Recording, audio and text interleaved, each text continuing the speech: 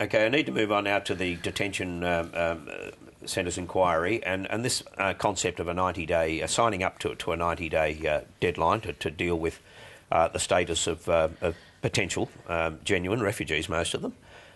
Scott Morrison seemed to indicate, yes, you probably can do it in that time if you didn't have so many people to deal with. The curious thing about this, though, is that when Labor won office, they said the 90-day thing was their objective. Yeah. They said back in 2007, we're aiming to have everyone cleared by 90 days. Wants it to go beyond an objective. Well, that's right, but they said they were sticking to it initially and then it just sort of fell away. So we keep going around and around. Well, Sarah Hanson-Young is a Martian, let's face it. We keep going round and round back to this figure and they never seem to be actually able to stick to it. If they can't make structural changes to the review process, to things like the ASIO Act, it may be impossible to stick to a 90-day deadline, and maybe that's why they need the community detention option as well. David? Look, unless you have a legislated deadline, it's going to slip away. And this is a good report in some respects. I mean, from what I've read of it, it very clearly sets out the ludicrous nature of our mandatory detention system. I mean, let's remember, Australia is is just about the only democracy in the world that has anything like this. We're going to stick with it. The recommendations of the report are very modest. It's not saying dump mandatory detention, which is in fact the message that is now coming out of the Immigration Department. That's in fact what the Secretary of the Immigration Department, Metcalfe, is saying. This system is extraordinarily expensive, it doesn't deter, and it mashes people up in the process. Now, just to say, let's make sure people move through it quickly is a really modest recommendation. And the government itself has said that it will not legislate to make it mandatory that people move through in 90 days. So you can have good intentions, but they will blow out, and people will be left in that peculiarly damaging situation, which is the uncertainty of how long they're going to be behind bars. It makes a lot of recommendations about mental health support and the health system too, and making sure that you've got a person on hand, a medical expert on hand for 24 hours a day. One of course, that Scott Morrison is not supporting. The coalition opposition is not supporting the notion of having 24-hour-a-day medical services available at remote detention centres. Don't know why. They're not supporting the notion that at remote detention centres, people with medical problems to be taken to local hospitals. Don't know why. Well, that's about cost, but the problem is that a crisis doesn't phone ahead and say, I'm coming. It just comes. And they're not supporting the notion that people who have adverse security findings can have some form of appeal.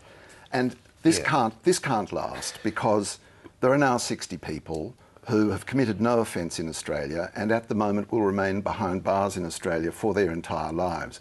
We are not that kind of country. Let's pick up on that, on the ability to appeal against ASIO findings. Here's Darren Mellon. Well, let me give you an example. When Nelson Mandela was incarcerated, if he'd have got on a boat and come to Australia, he would have been detained indefinitely as a suspected terrorist. You know, we now know differently. So the whole point of this exercise, it's not an attack on ASIO. There are other ASIO assessments that go to the Administrative Appeals Tribunal. But I do not accept the fact that someone is a non-citizen, that they get second-class rights when it comes to their liberty. What do you make of the Nelson Mandela comparison? I think it's absolute hogwash. But I wouldn't expect any more from Daryl Mellon, quite frankly, Barry. We're a bit ad hominem today, aren't we? I just think it's ridiculous, because I think that you're ignoring and Karen's ignoring the basic fact. And the basic fact is we would not have this problem if Labor had not relaxed the border controls that were in existence. Piers, just five scan. We had 4 people in detention, Piers, David. And if people didn't need to flee persecution, everything would be fine. We had 4 people in detention. Piers, that's not true. Well, we did have 4 people in detention. Yes, that's true. But that is true. Thank you. Well, let's move on to the next point. But it was not by the relaxation of those rules that people returned to come to Australia. Oh, really? Well, why did they suddenly start getting on boats? They stopped getting on boats because of the effect. They started getting on boats. They stopped getting on boats in 2001 because the Australian government successfully towed back to Indonesia a series of boats, and that killed the trade dead like that. Right. Now, that is now impossible. The Indonesian government has said they will not allow it. Now, the opposition is saying they're going to do it anyway, which suggests we're going to run gunboats up the rivers of Indonesia, but it cannot now be done. We have to accept that we are part of the world's system of refugee movement, and much of that refugee movement occurs by boat. We are a tiny part. We are 2.6% of the world's refugee movements at the moment. It's tiny, it's dropping. And it may well rise again, but at the moment it's dropping. And it was dropping, actually, Barry, before the Malaysia solution was announced. In the months before the Malaysia solution was even announced, the rate of boat arrivals had halved. Now, it spiked again towards the end of last year. The important thing, I think, about those numbers is that they move up and down. They do move up and they do move down. And all of the arguments that are based on the notion of the inevitably swelling tide of refugees are wrong.